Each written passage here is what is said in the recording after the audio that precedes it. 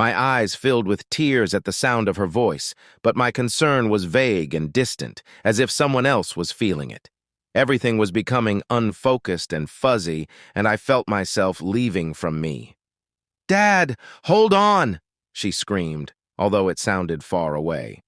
Footsteps pounded in the room, shaking the ceiling, shaking my confidence. Would she try and save me? It would never work, and I didn't want it to work. If it did, nothing would change. The same life that was draining from me now would be restored, and I hated it. I hated the days that blurred together, the nights I spent alone ever since my wife died, and my daughter seeing me like this only made her life worse. That's why I needed to die, so everything could be better for everyone.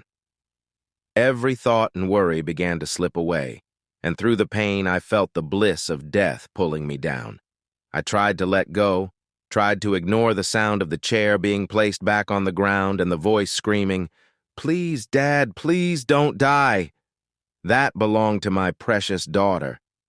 But the tightness that was choking the life out of me was moving, and suddenly my body fell to the ground. I lost consciousness, swimming around in a dark sea of confusion and despair, until the room came back into view and the horrified face of my daughter. Tears streamed down her cheeks, and my own face felt wet. I thought it was because her tears had dripped onto me, but when I saw that my vision was still blurred, I realized it was because I had been crying too. My heart broke and came back together in the same moment. "Why?" she demanded, sobbing. "Why would you do that?" I tried to respond, but all that came out was a cough. "Why didn't you tell me it was this bad?" I knew I couldn't talk, so I shrugged. "I'm getting you help. I don't care how much money it takes. All I want is to see you okay."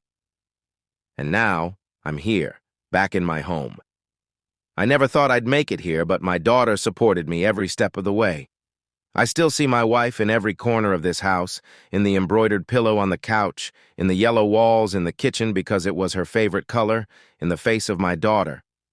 But instead of seeing these things as ghosts of the past, I try to look at them as reminders of life and what it gave me, even though it took her away. And when I start to slip into hopelessness again, I write down what I'm thinking about. Today, I thought about the day I tried to kill myself. Seeing it all here, in the form of letters and words, it all feels so different than who I am now, and in a way, it gives me hope. Because if I'm so different than the man who attempted suicide only a couple of months ago, how much different will I be in the next couple of months? It's a long process, but I'm starting to see the light at the end of this dark tunnel. All I have to do is keep walking.